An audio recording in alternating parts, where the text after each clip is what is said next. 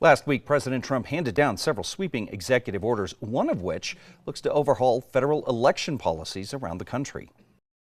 Elections are considered critical infrastructure in America, meaning we're just as, our voting and election systems are just as important as dams and things like that, electrical systems, because they keep our country functioning. This, frankly, is just overreach by the president into the states and into our decentralized system of voting.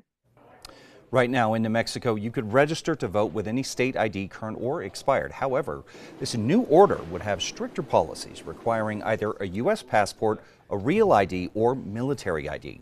New Mexico's Secretary of State oversees elections here, and they have concerns about the orders. They might have a real impact of disenfranchisement on some very vulnerable populations, especially in New Mexico. Indigenous people, elderly people, the young. A lot of people in New Mexico do not have the kind of proof of documentation that this executive order would require. But of course, they are American citizens. They are eligible to vote.